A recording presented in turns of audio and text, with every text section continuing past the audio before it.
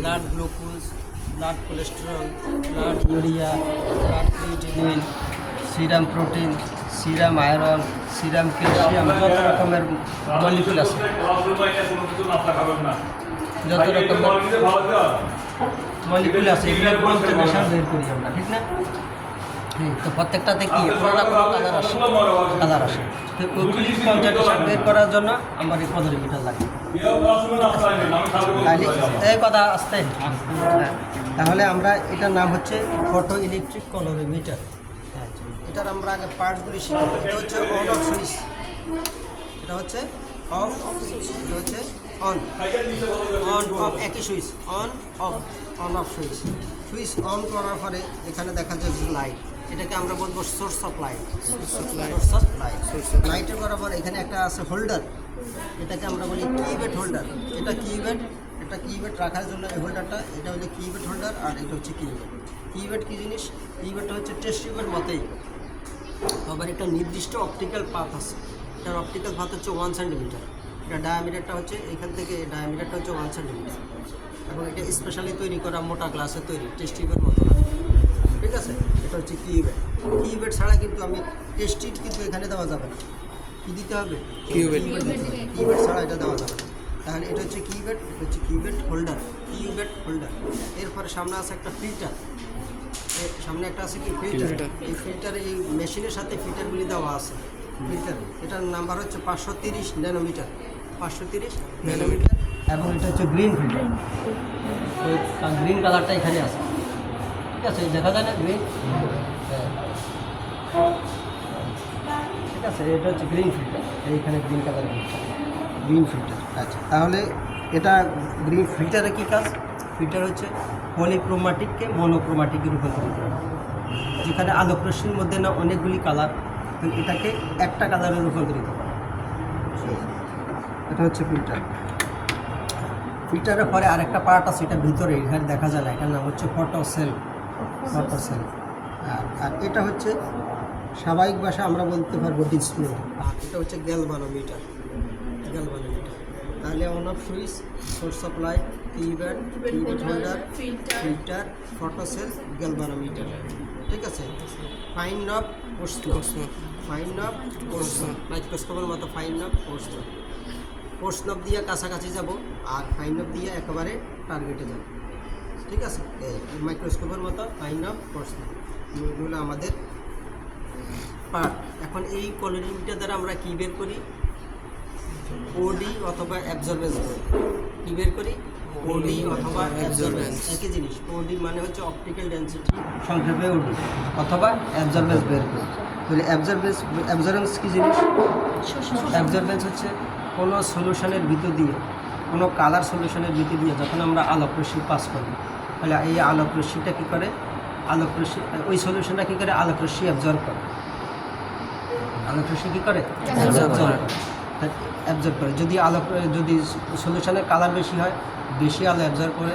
সলিউশনের colour যদি কম হয়, কম আলো অ্যাবজর্ব করে। এটাই তার অ্যাবজর্বেন্স, এটাই তার কি অ্যাবজর্বেন্স।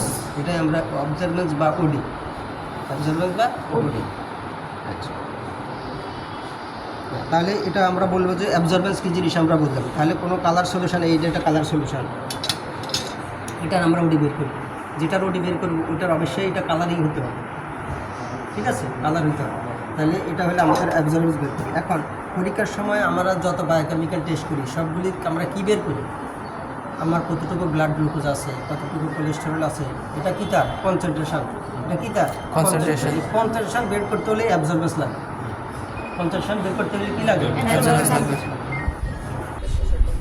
তাহলে ওই কনসেন্ট্রেশন, আমরা প্রত্যেকটার কনসেন্ট্রেশন জানি, কিন্তু কনসেন্ট্রেশন জানতে হলে আমার কী লাগে? অ্যাবজর্বেন্স লাগবে। তা এটা তাহলে অ্যাবজর্বেন্স যখন এটা দিয়ে বের করতে পারি, তখন ওই অ্যাবজর্বেন্স ক্যালকুলেশন করি কনসেন্ট্রেশন বের করা যায়। এই কারণে আগে অ্যাবজর্বেন্স নিতেই হবে। তাহলে পরীক্ষার সময় আপনাদের এরকম দুইটা সলিউশন থাকবে, একটা কালারিং সলিউশন, একটা কালারলেস সলিউশন। Colourless solution. এখন এর কালার আসলো কোত্থেকে? কালার আসলো এখানে মনে করে প্রথমে এরকম দুইটা সলিউশন নিয়েছি আমরা, এটার মতো দুইটা সলিউশন নিয়েছি। এরপরে এখানে একটা কালারিং এজেন্ট বা কোনো কিছু আমরা অ্যাড করছি। অ্যাড করার পরে এটা কী আসছে? কালার চলে আসছে, কালার চলে আসছে। এখন কালার চলে আসে, এখন আমি বের করব কালারিং এজেন্ট যোগ করার পরে আমি কালারিং এজেন্ট যোগ করলে কতটুকু কালার তার কনসেন্ট্রেশন হলো ওটা বের করব।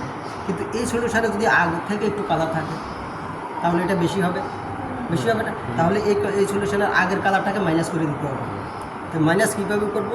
মাইনাস এটাকে বলি আমরা ব্ল্যাঙ্ক সলিউশন, আর এটাকে বলি আমরা টেস্ট সলিউশন।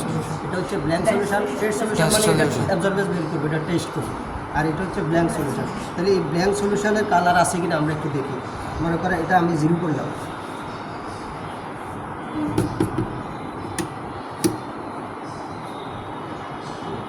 এটা নষ্ট হয়ে গেছে।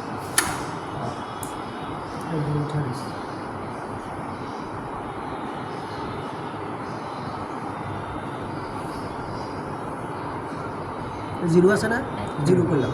তাহলে এটা দিয়ে দেখি যে এটার কোনো অ্যাবজর্বেন্স আসে কিনা। আসছে না, সামনে চলে আসছে। তার মানে এটারও একটু কালার আছে, এটারও একটু কালারের কারণে তার যে অ্যাবজর্বেন্স আসছে এটার একটু কালার আছে। এখন এই সলিউশনের ভিতর দিয়ে আমরা কালারিং এজেন্ট অ্যাড করছি, তার মানে এটার সলিউশন একটু বেশি হবে না। তাহলে এটা তো আমি চাই নাই, আমি চাইছি কি যে কালারিং এজেন্ট অ্যাড করছি ওটার কনসেন্ট্রেশন চাইছি। এই কারণে আমি কী করতে হবে, তাহলে এটা মাইনাস করার জন্য এই ব্ল্যাঙ্ক সলিউশন দিয়ে এটাকে 0 করতে হবে, তাহলে ওটা মাইনাস হয়ে যাবে। এটা বুঝছেন না? হ্যাঁ, তাহলে ব্ল্যাঙ্ক সলিউশন দিয়ে 0 করতে হবে। অর্থাৎ যত টেস্ট আসে সব ব্ল্যাঙ্ক দিয়ে 0 করতে হবে, তাহলে ওর আগের কোনো কালার থাকলে এটা মাইনাস হয়ে যাবে। ঠিক আছে, তাহলে ব্ল্যাঙ্ক সলিউশন দিয়ে 0 করলাম, ব্ল্যাঙ্ক সরাই নিলাম। সরানোর পর আমার কাটা কোথায় গেলো না গেলো এটা আমার আর দেখার দরকার নাই। আমি টেস্ট সলিউশন দিব, টেস্ট সলিউশন দিলে এটা যতটুকু আগাবে ওইটাই তার অ্যাবজর্বেন্স। তাহলে এখানে কতটুকু আসছে? 0.6। আর এটা আপনাকে বুঝতে হবে, এই উপরেরটা হচ্ছে অপটিক্যাল ডেন্সিটি, নিচেরটা হচ্ছে ট্রান্সমিটেন্স। ওইটা আমাদের হিসাবের প্রয়োজন, আমরা উপরে স্কেলে ইউজ করবো। এটা শুরু হচ্ছে ডান দিক থেকে বাম দিকে, ঘড়ির কাঁটার বিপরীতে ঘুরবে, ডান দিক থেকে এভাবে ঘুরবে, এভাবে। তাহলে প্রথমে হচ্ছে 0, এরপরে 0.5 না, মানে এটা 0.05। ওই সবার আগে পয়েন্ট আছে, এটা ভালো করে বোঝা যায় না কিন্তু 0.05।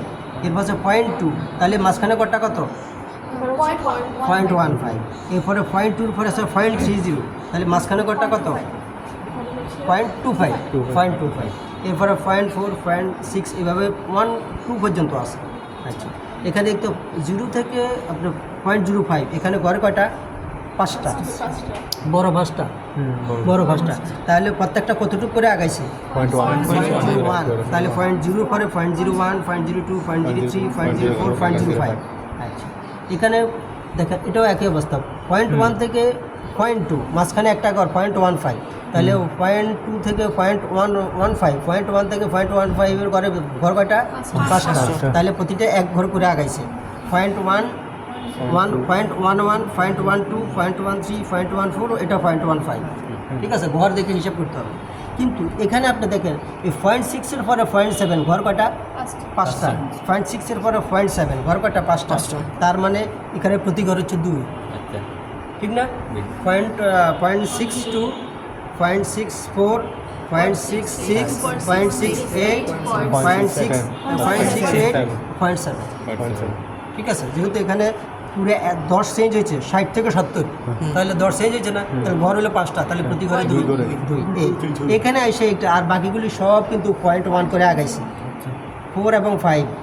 তাহলে 4 এবং 5 হলে 0.45, তাহলে এখানে হলেও এগুলি 5, কিন্তু এইখানে আসার পরে এটা প্রতি ঘর 0.2 আগাইছে। তাহলে এটার হিসাবটা একটু বুঝতে হবে, হিসাব বুঝে লিখতে হবে। তাহলে এইভাবে আমরা কী করবো, তাহলে এটা কতটুকু আসলো? 0.6। তাহলে এটা হবে তার অ্যাবজর্বেন্স, এই সলিউশনের অ্যাবজর্বেন্স 0.60। যাই আসুক এটাই তার অ্যাবজর্বেন্স। এরপর আমরা অন্য ক্লাসে অন্য কিছু শিখব। ঠিক আছে, আজকে